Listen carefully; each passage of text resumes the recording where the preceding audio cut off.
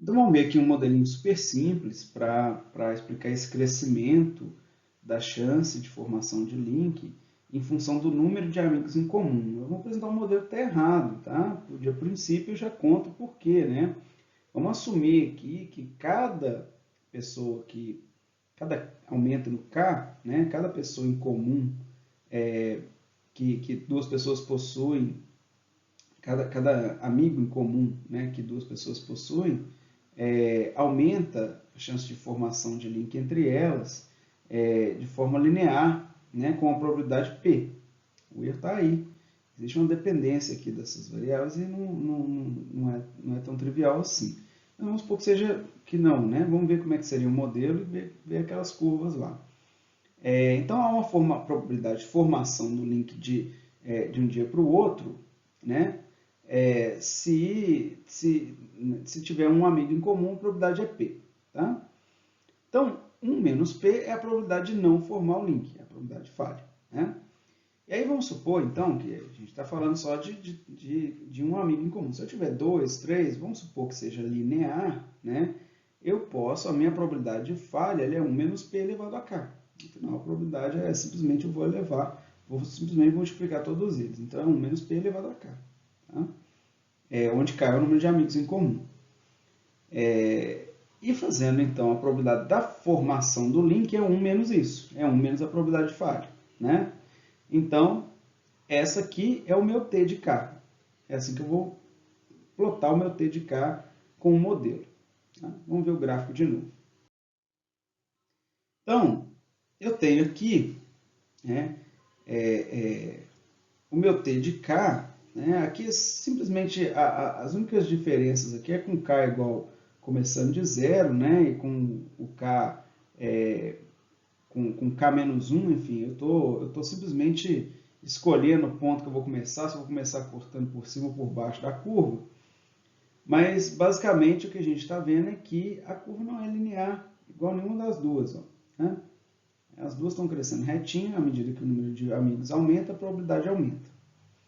E a curva real, ela começa por aqui, mas ela vai ultrapassando e ela sobe principalmente aqui.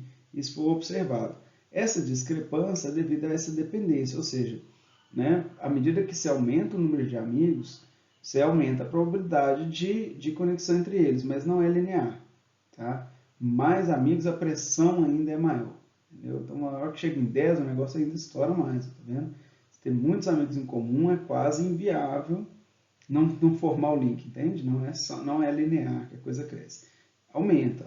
Todos os três modelos, digamos assim, eles crescem a um aumento. À medida que o x aumenta, o y aumenta. O que eu estou dizendo é que o aumento com dado real, ele não segue linear assim bonitinho. Ele é mais do que isso.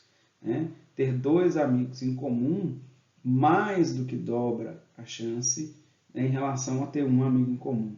Tá? É esse o ponto. Bom, e esse trabalho aí do Duncan Watts, eles enriqueceram o dataset e-mail deles, né?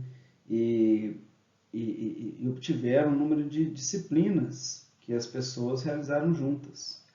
E aí já tinham, né, a rede de quem conversa com quem, né? E aí eles colocaram isso em função do número de disciplinas. Né?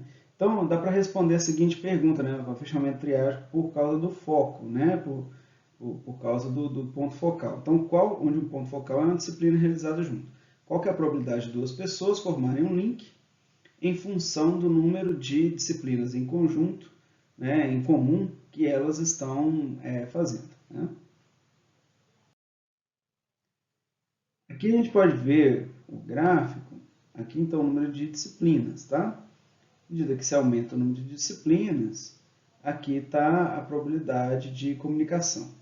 A gente pode ver que houve um aumento. Aqui é aquele mesmo estilo de modelo que a gente discutiu, né? Não faz sentido ficar discutindo todo isso de novo, mas, enfim, eu acho que a coisa se perde um pouco, né? Com a disciplina, né? Em termos de disciplina sendo um foco, né? Não é tanto quanto uma academia ou alguma outra coisa fazer uma disciplina em comum. Há um aumento, mas há uma diferença grande aqui do observado, né? Mas eu acho que o ponto principal é que a gente percebe o aumento, né? À medida que você aumenta o número de disciplinas, como aumenta a chance das pessoas se comunicarem, porque elas estão na mesma sala, elas estão aprendendo as mesmas coisas, elas estão sendo colocadas em conjunto. Depende um pouco do contexto da universidade, não sei se é o mesmo formato do que a gente tem, se são turmas grandes, pequenas, várias coisas variam aqui, né? E por último, né, qual que é a probabilidade de uma pessoa se envolver numa filiação em função do número de amigos que já estão envolvidos? Isso não faz sentido nenhum de ser avaliado nesse contexto de disciplinas e tal, com os dados de e-mail, e eles não fizeram. Né? Você não vai fazer uma disciplina porque tantos amigos já estão fazendo e nem tem jeito de fazer disciplina qualquer dia, você matricula num cada semestre, então não faz sentido. Porém, isso pode ser olhado em outras redes sociais. Vamos ver alguns dados empíricos aqui. Esses resultados aqui são de um paper que explora a rede do LiveJournal. LiveJournal é uma rede de blogs, onde você pode fazer amizades também, cada um tem seu blog ali para comunicar. E, basicamente, existem algumas comunidades bem definidas no LiveJournal, em que a pessoa pode ser membro ou não. Né? Então, aqui o que eles estão apresentando, né, nesse gráfico é a probabilidade de uma pessoa fazer parte de uma comunidade, dado que o número de amigos dessa pessoa já participa, em função do número de amigos. Então, você tem, né, é o membership closure, né? Ele vai fazer parte da comunidade dado que já tem os amigos dele que fazem parte. Então, ele fecha também, o fechamento de triagem ocorre com o FOC, né? o ponto focal. Tá? Então, à medida que aumenta o número de amigos, a gente percebe um aumento na probabilidade, né, de fazer parte daquela comunidade, né, no LiveJournal. É interessante a gente observar que há um aumento bem pronunciado, bem aqui no início, né, à medida que existem poucas conexões, né, ele tem um crescimento muito alto. Depois de um certo ponto, né, parece que estabiliza. Né, assim, aumenta aqui, diminui, né, não cresce tanto. Há um aumento, né, considerável, se a gente for ver a curva de maneira geral, ela está crescendo, está chegando próximo de 0,2.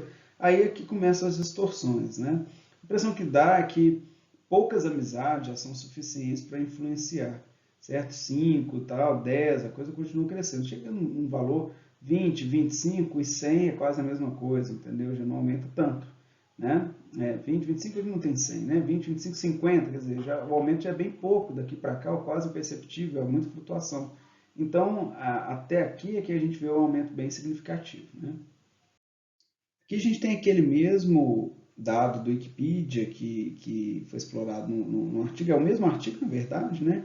Os mesmos autores, eles estão olhando essa questão do membership closure. Nesse caso aqui, os editores, né, os links, né, no caso, são editores quando eles são formados quando editores conversam um com o outro, né? Então existe o link que se fecha entre um e outro, e o artigo que eles estão editando, né, em comum é um foco, cada artigo é um foco, né, no Wikipedia, cada artigo do Wikipedia. Enfim, vamos ver que no eixo X a gente tem o número de artigos em comum, né? E aqui a probabilidade de formação do link. Então a gente percebe um aumento pronunciado, não tão quanto lá no LiveJournal, né?